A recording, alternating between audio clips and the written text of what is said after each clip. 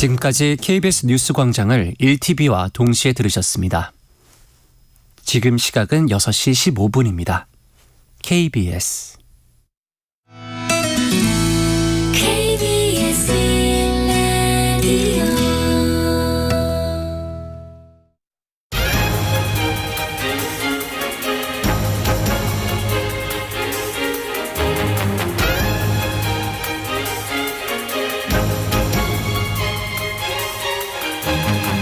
오늘 아침 일라디오. 안녕하세요. 오늘 아침 일라디오 아나운서 박사임입니다. 기차나 지하철로 이동하시다가 물건을 두고 내리는 경험 많은 분들 있으실 텐데요. 한국철도공사가 지난해 전국 기차역과 열차에서 습득한 유실물을 집계해봤더니요. 총 24만 7천여 건으로 1년 전보다 약 52% 늘었다고 합니다. 하루 평균 677건의 유실물이 접수된 거라고 하는데요. 이용객들이 가장 많이 잃어버린 물건은 무엇일까요? 바로 가방이라고 합니다. 가방이 전체의 15%에 달했고요. 다음은 지갑, 쇼핑백, 휴대전화 등의 순으로 나타났다고 합니다. 이 밖에 재미있는 유실물들도 참 많다고 하는데요. 케이지 속에 도마뱀과 꽃게, 강아지, 또 뱀 등 살아있는 동물을 두고 내린 승객들도 있고요. 목발, 지팡이, 코골이, 양압기, 틀니 등 다양한 물건들도 보관돼 있다고 합니다. 이렇게 접수된 유실물의 57%는 본인에게 일주일 내에 인도가 되고요. 나머지는 일주일 후에 경찰서로 이관된다고 하는데요. 혹시 역사에서 물건을 분실할 경우에는 영무실이나 철도 고객센터로 신고하시고요. 경찰청 유실물 종합관리 시스템에서 조회해서 찾으실 수 있다고 하니까요. 아직 못 찾은 유실물이 있으시다면 한번 조회해 보시면 좋을 것 같네요. 1월 23일 화요일 오늘 아침 일라디오 출발합니다.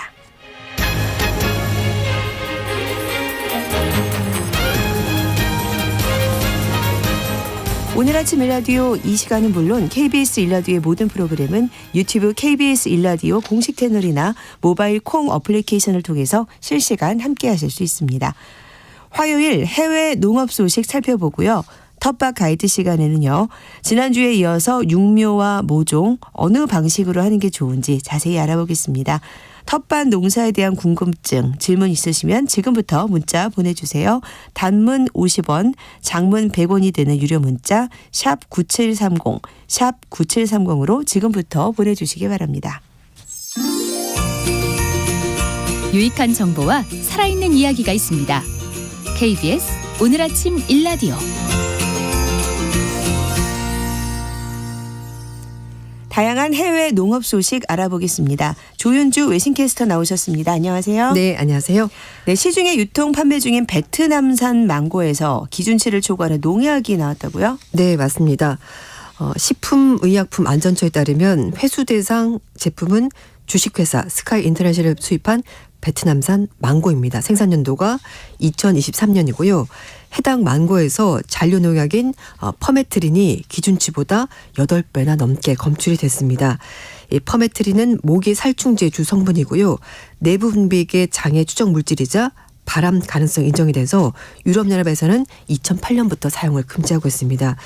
우리나라 환경부도 유독물로 지정을 하고 있고요. 현재는 주로 가정용, 농업용 살충제로 사용이 되고 있습니다. 식약청은 해당 제품을 신속히 회수하도록 조치했고 해당 제품을 구매한 소비자는 섭취를 중단하고 구입처에 반품해달라 이렇게 당부했습니다. 네, 베트남산 망고고 판매 네. 중단과 회수 조치 잘 기억하셔야 될 것 같아요. 네, 맞습니다. 네, 중국이 대만산 농수산물에 대한 무관세 우대 조치를 취소하는 방안을 검토하고 있다고요? 네, 맞습니다. 중국의 국정자문기구인 중국인민정치협상회의 전국위원회 기관지인 인민정일보가 보도한 내용인데요. 양안경제협력기본협정, 그러니까 FTA에 해당하는데 이 협정에 따라서 대만에 개방했던 갈치, 빈낭 등 34종의 대만산 농산물에 대해서 무관세 우대 조치를 취소하는 방안을 검토하고 있다고 밝혔습니다. 인민정협보는 중국의 대만 연구자들의 발언을 인용하면서 대만 여당 민진당이 협정의 이익만 누릴 뿐 협정 정신을 위반하고 있다고 대만에 비판했습니다. 네, 중국이 올해 초부터 대만산 제품에 대한 관세 우대 조치를 취소하기 시작했는데요. 이게 대만 총선 결과 관련이 있다고요? 네, 맞습니다.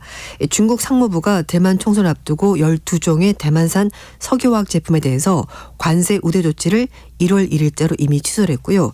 또 총선 앞둔 지난 9일부터는 추가로 농업, 기계, 자동차 부품, 방직 제품에 대해서 관세 우대 조치를 취소하는 방안을 검토하겠다고 이미 밝혔습니다.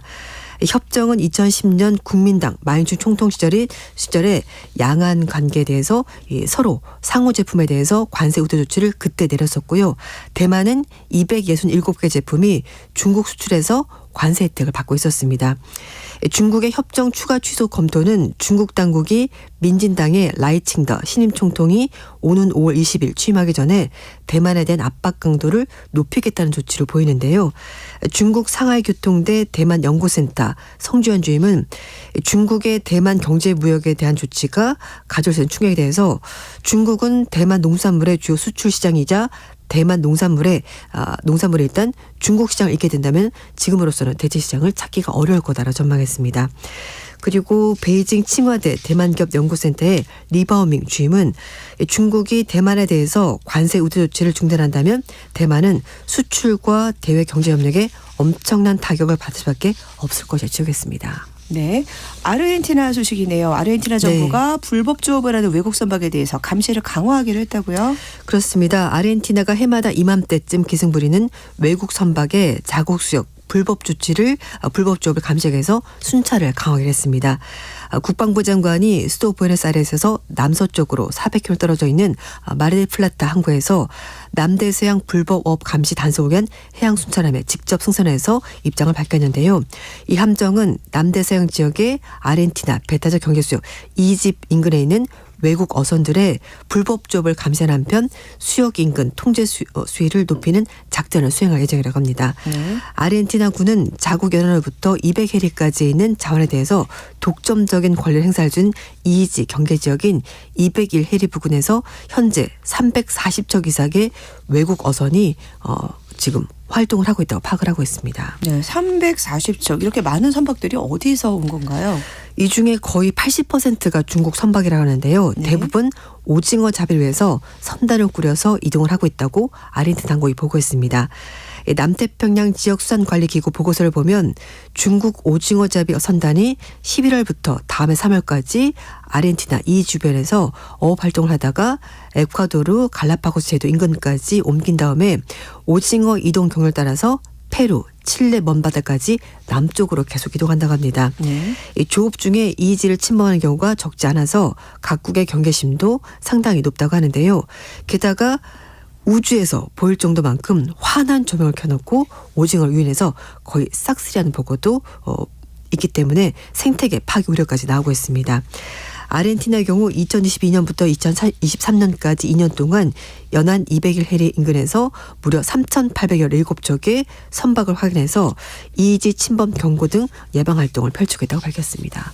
네, 독일이네요. 정부의 보조금 삭감에 반대하는 농민들의 시위가 있었다고요? 네, 지난주에 독일의 베를린 상징인 브란덴부르크 문 앞에서 수백 대의 트랙터가 여기를 점령하고 시위를 벌였는데 여기에 갑자기 포퓰리즘 극우 정당인 독일을 위한 대안의 포스터가 등장했다고 합니다. 네. 이 연방정부의 농업 보조금 삭감 방침에 반발해서 전국의 농민 만여 명이 벌인 이 대규모 파업 시위에 극우 정당이 주역처럼 자리한 건데요. 영국의 BBC는 극우 정당들이 농민들의 분노를 이용해서 정부를 무너뜨릴 방법을 찾는 것 같다고 분석했습니다. 유럽의 우경화 바람을 탄 극우 정당이 농민들 틈을 파고들어서 반정부 움직임을 조장하고 있다는 건데요. 극우 정당에서는 반이민 등 기존의 노골적인 주장 대신에 교묘하게 정부에 대한 반감을 부추길 방식으로 세를 불리고 있다는 겁니다. 우크라이나 전쟁 지원 등의 증세와 보조금 철폐를 불러왔고 이것 때문에 결국 정작 농민들이 소외되고 있다는 식의 논리를 펼치면서 시위대에 합류하고 있다는 겁니다. 그러니까 정치권에서 자신들의 이익을 위해서 농민들을 이용하고 있다는 건가요? 네, 맞습니다.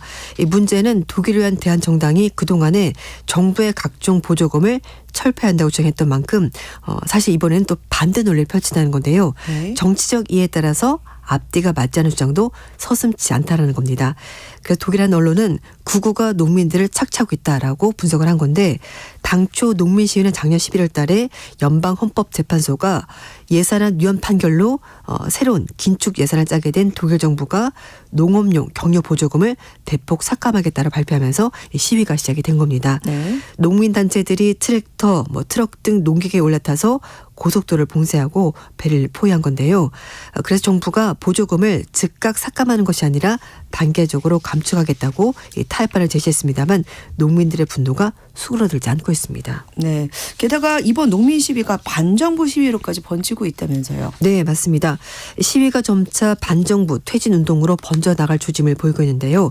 이 과정에서 극우정당인 독일을 위한 대안이 아주 왕성한 활동을 벌이고 있습니다. 시위 현장에 이 정당 유니폼을 입은 사람들이 등장했고 트랙터에는 시민들이여 거리에서 만나자 독일은 새로운 선거가 필요하다 이런 문구를 담은 당명의 포스터까지 나왔습니다. 네. 시위를 끌고 있는 농민협회 측에서는 내부에서는 이 정당과 거리를 둬야 된다라는 목소리가 나오고 있다고 하는데요.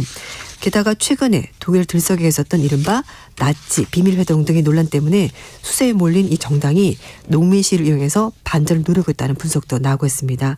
앞서 당내 인사들이 작년 말에 나치 후계를 표방하는 신나치주의자와 몰래 만나서 대규모 이민자 추방 계획을 짰다는 사실이 현지 언론을 통해서 보도가 됐고요. 비판 여론이 들끓고 있었습니다. 우익 극단주의를 연구하는 독일 라이프지 대학교 요하네스 키스 교수는 CNN 방송과 인터뷰에서 극우 정당은 민주적 제도와 절차 그리고 현 정부의 이미지를 손상시키기 위해서 논쟁을 더욱더 부채질하고 있고 2015년에 난민 위기를 계기로 해서 성장했고 그리고 이제 코로나19 대유행 거기에다가 우크라이나 전쟁 등 여러 가지 위기를 활용해서 점점 양극화를 촉진하고 있다라고 주장했습니다. 네. 중동 지역 국가들 이 스마트 농업에 적극적으로 투자하고 있다고 하네요. 네, 맞습니다. 이 아랍에미리트의 7월 달부터 8월 달까지 기온이 무려 48도까지 올라간다고 하는데요. 네. 연평균 기온도 19도에서 37.2도까지 올라갑니다. 반면에 연평균 강우량이 42mm에 불과합니다. 농업 면적도 전국토의 0.4%에서 불과한데요. 그래서 노지에서는 안정적으로 작물을 재배하기 어렵습니다. 네. 그렇기 때문에 아랍에미리트는 연간 소비되는 식료품의 80%를 수입할 수밖에 없는데요. 중동 전체 국가들도 사정이 거의 비슷합니다.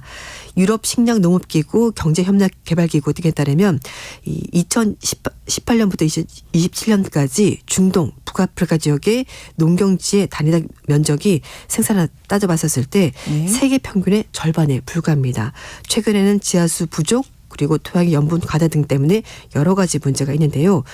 오일머니가 풍부한 이 중동의 부여 국가들이 농사에 척박한 환경을 극복하기 위해서 안정적인 농산물을 생산하는 그래서 스마트 농업에 투자를 아끼지 않고 있습니다. 네. 아랍에미리트 아부다비 농업식품안정청에 따르면 2022년 아부다비 식량안보 및 농업전략 2022년 25년을 보면은요.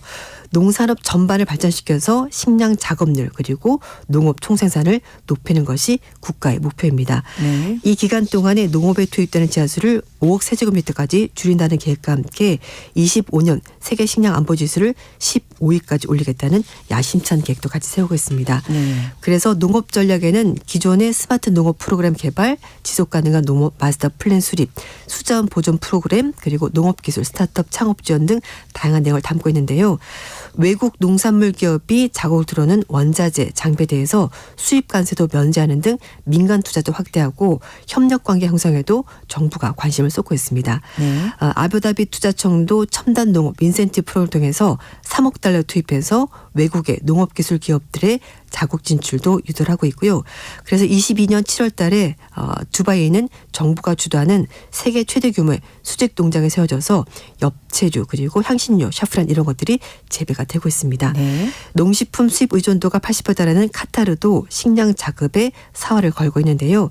카타르 정부가 2021년 식량 안보 전략을 통해서 스마트팜 보급에 주력하겠다는 입장도 밝혔습니다.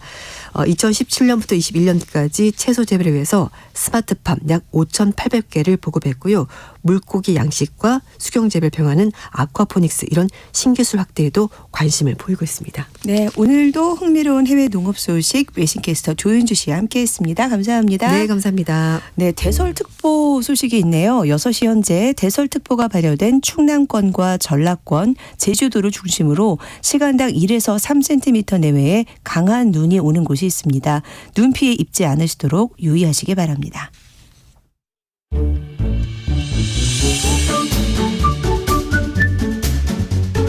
아침을 여는 기분 좋은 습관.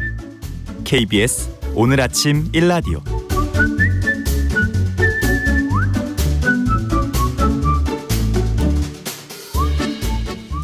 도시 농부들의 텃밭 가이드 수원 씨앗도서관 박영재 관장과 함께합니다. 관장님 안녕하세요. 네, 안녕하세요. 오늘 텃밭과 관련해서 궁금한 점이 있으시면 단문 50원, 장문 100원이 드는 유료 문자 샵 9730, 샵 9730으로 지금 바로 문자 보내주시기 바랍니다. 자세하게 답변 드리도록 하겠습니다.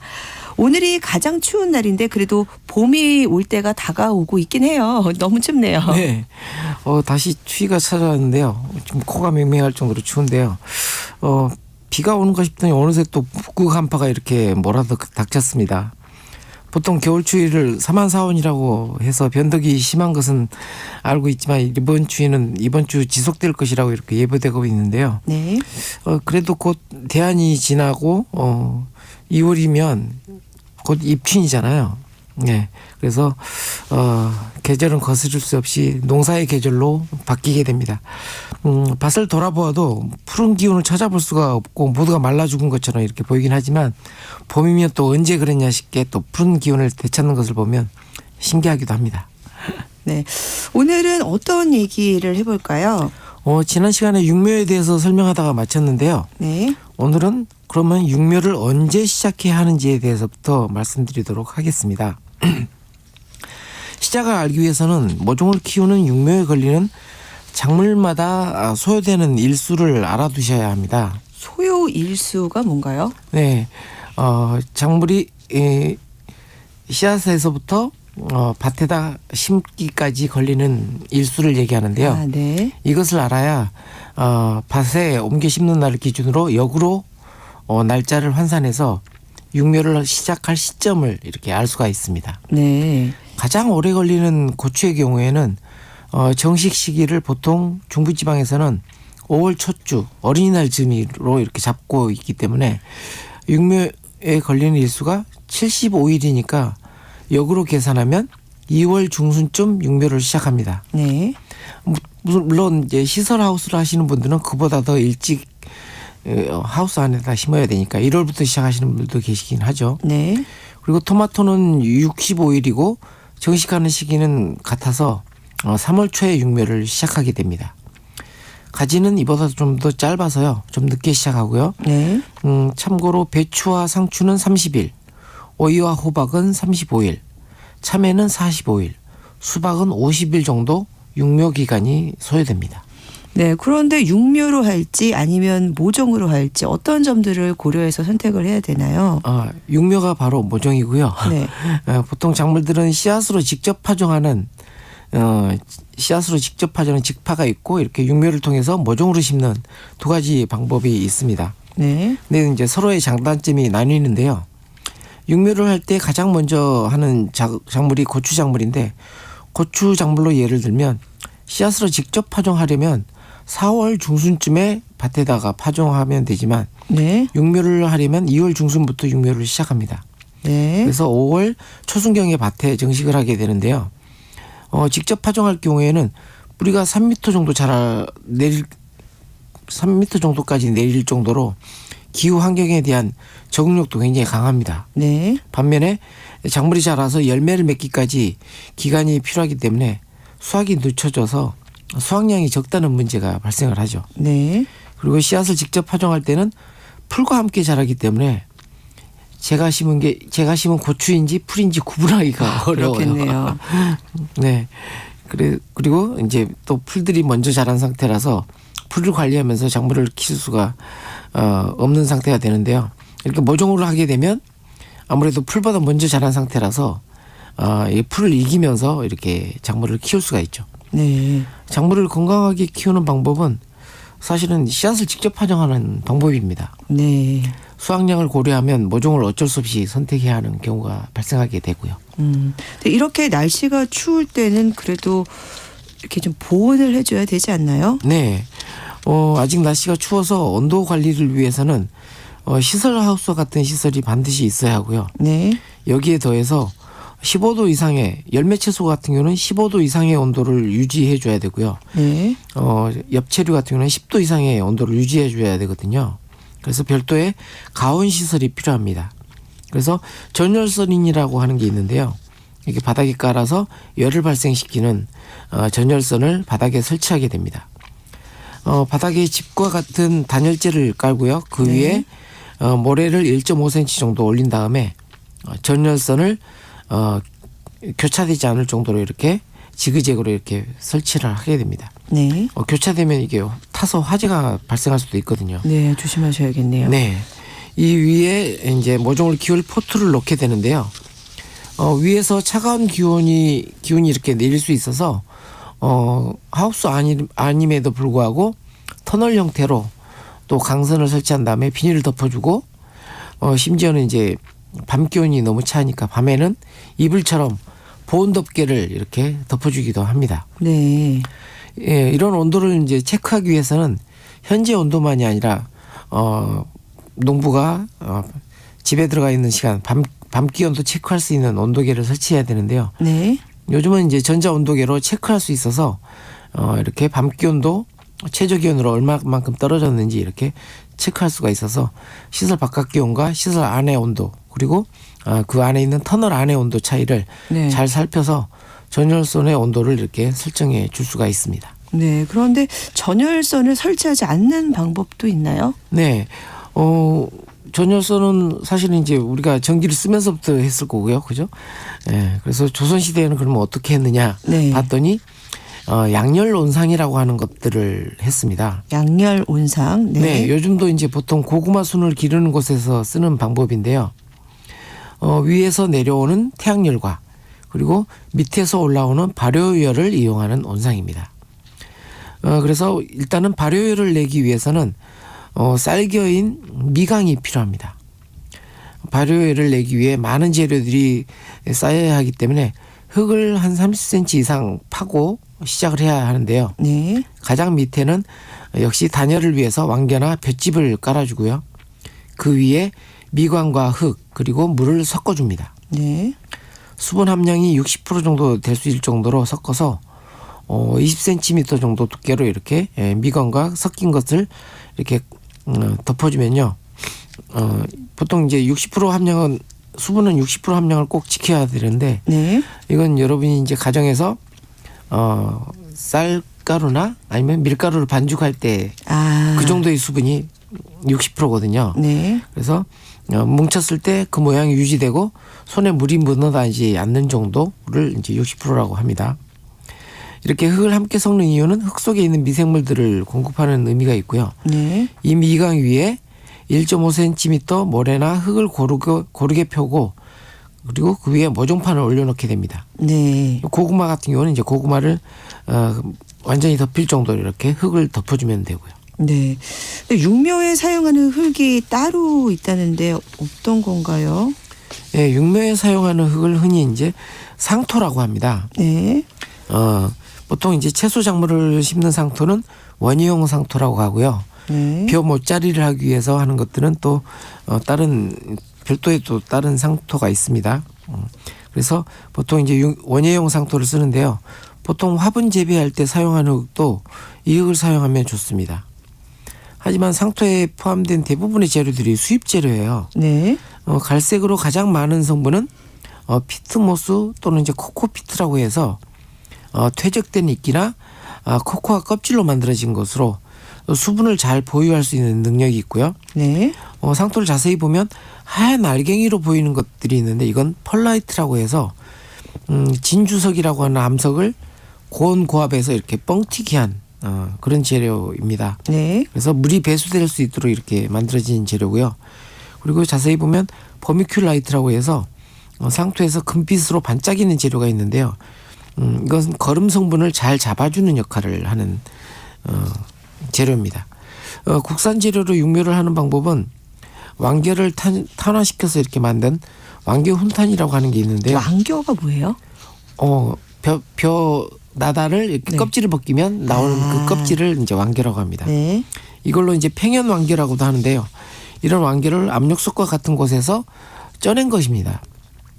하지만 이제 이 재료로 상토를 개발하는 분들이 많은데 사실 실패한 경우가 많아서 이들 재료에 원예용 상토를 한 30% 정도 섞어서 사용하면 좋습니다. 네. 왕겨는 국내에서 많이 나오는 재료이기 때문에 빨리 완성도 높은 좀 국산 재료의 상토가 나왔으면 좋겠습니다. 네.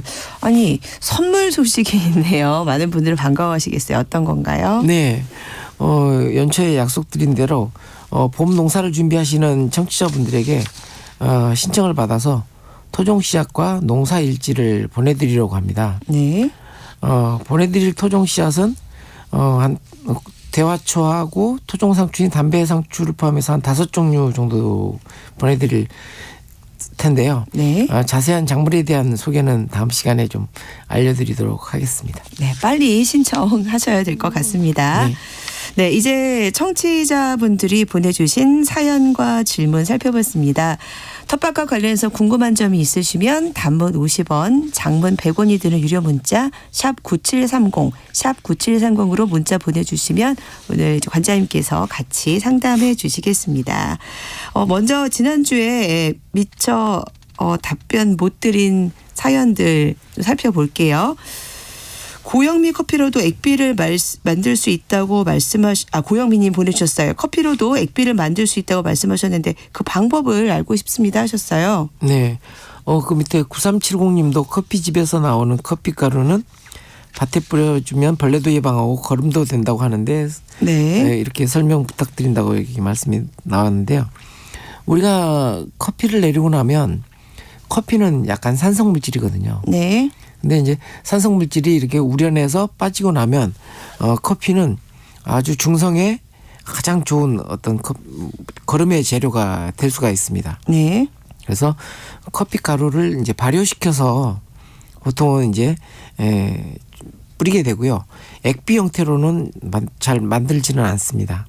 그래서 액비 상태로보다는 커피에다가 물을 60% 정도 섞어서 이렇게 발효를 시키면 흙을 약간 좀 섞어줘도 되고요. 네. 이렇게 하면 하얗게 이렇게 곰팡이가 일어납니다. 네. 그러면 발효가 진행되는 거거든요. 예. 그 상태로 밭에 뿌려주면 좋고요. 사실 이제 커피에 나오는 독특한 향 때문에 벌레 예방도 되고요.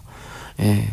그 거름 효과도 아주 뛰어납니다. 네. 그래서 농자재상이나 이런 데 가보면 실제 이렇게 커피로 만든 퇴비를 팔기도 합니다.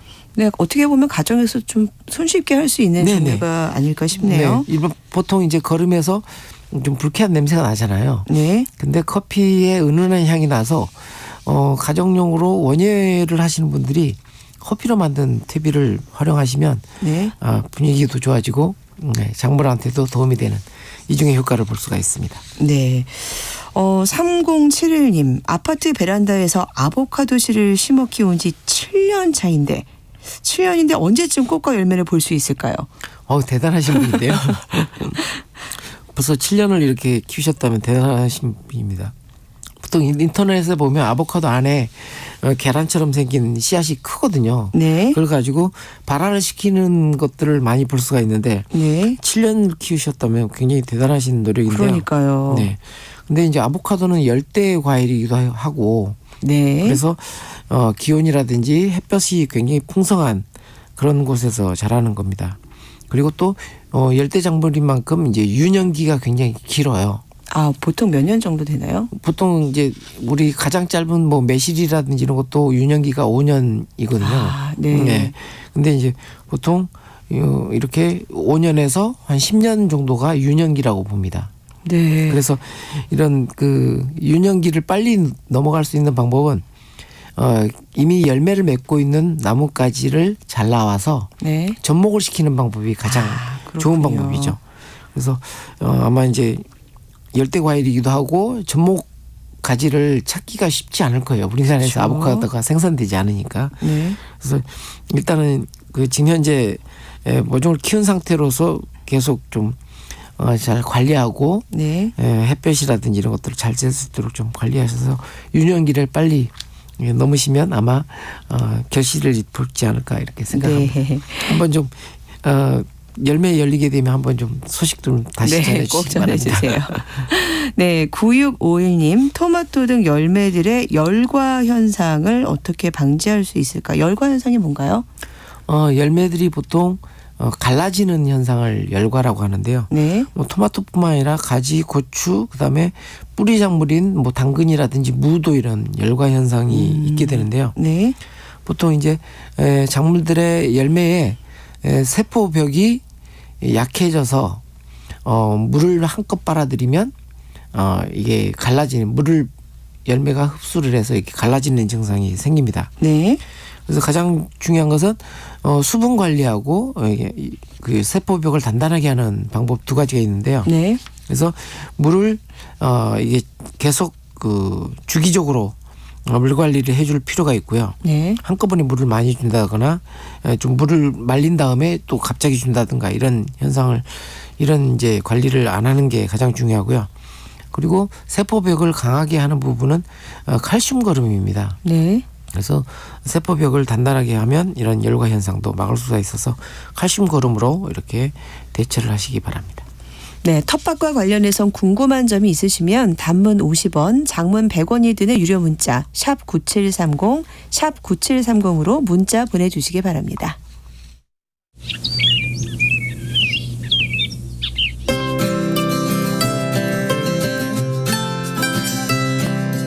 지금 여러분께서는 수원 씨앗도서관 박영재 관장과 함께하고 계십니다.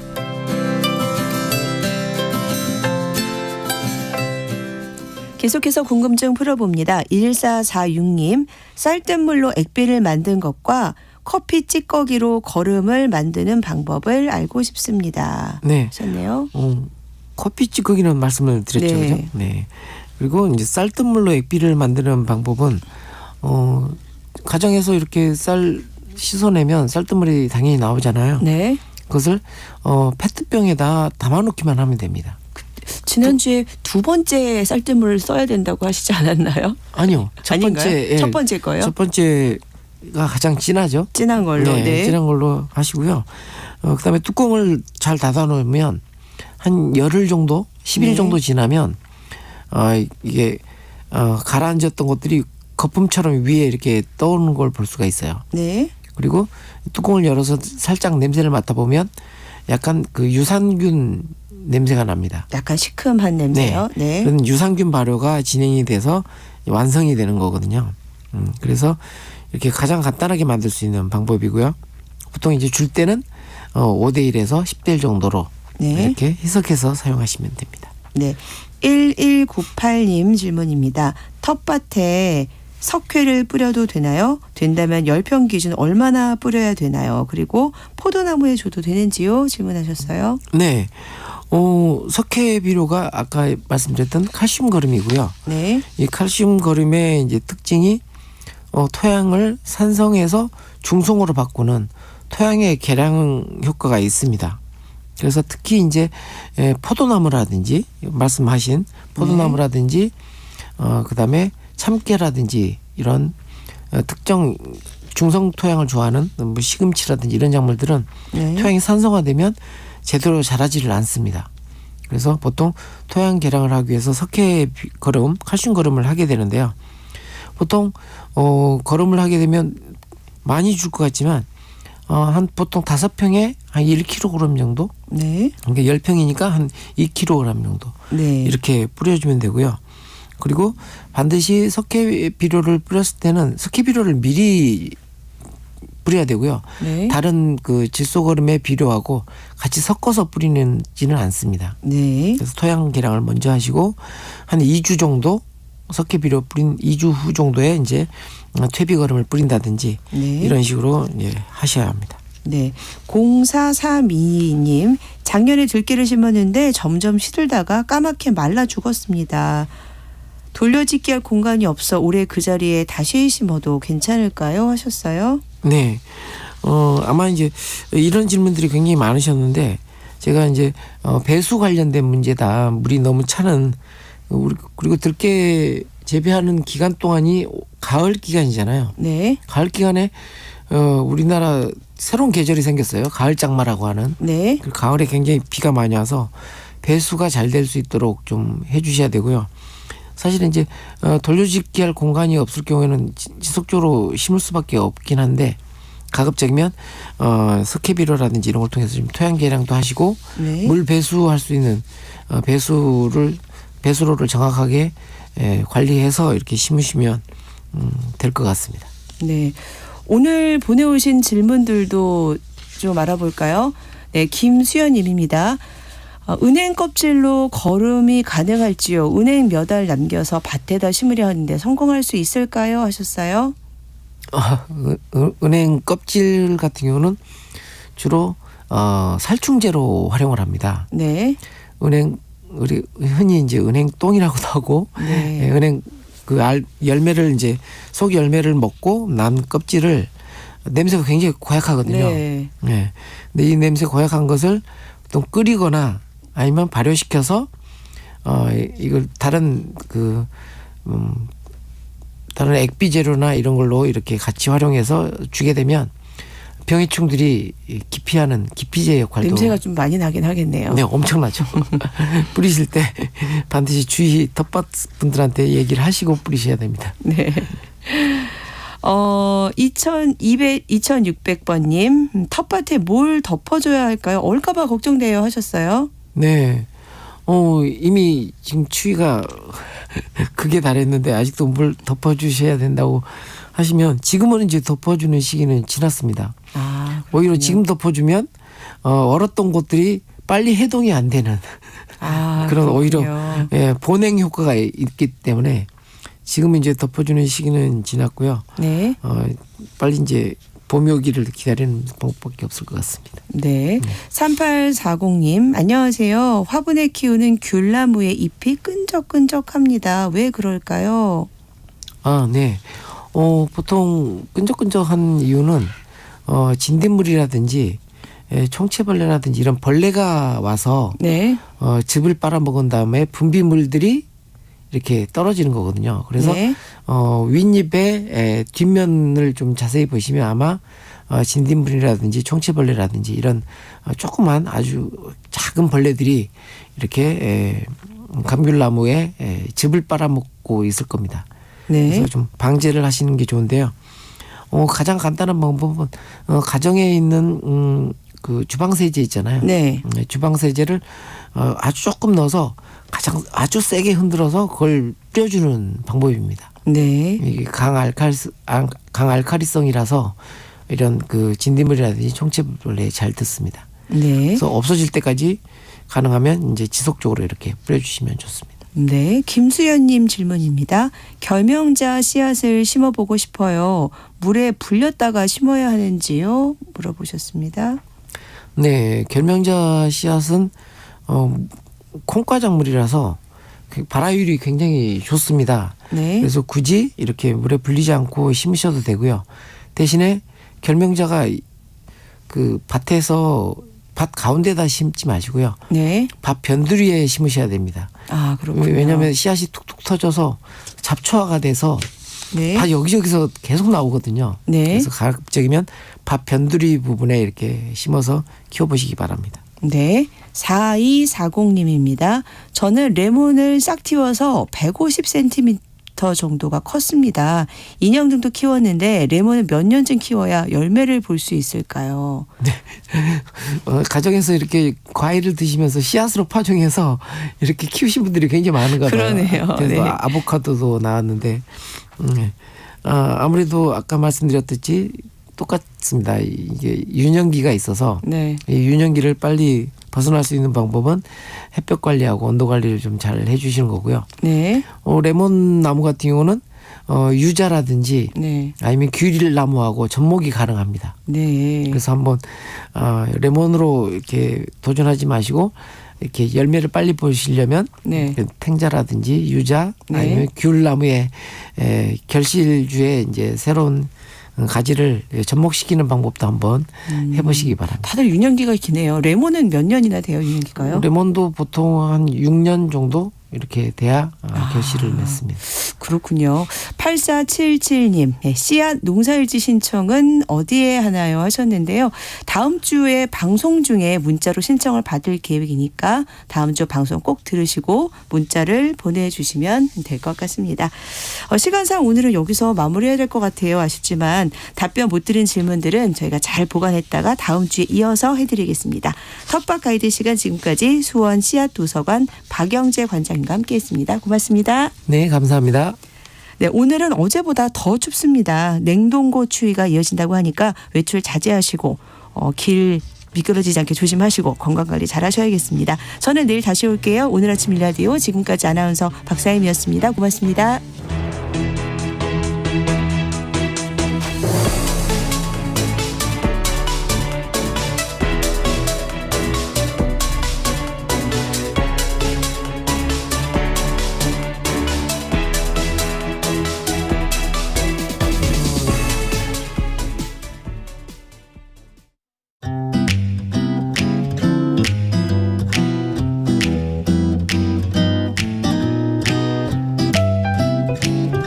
안녕하세요.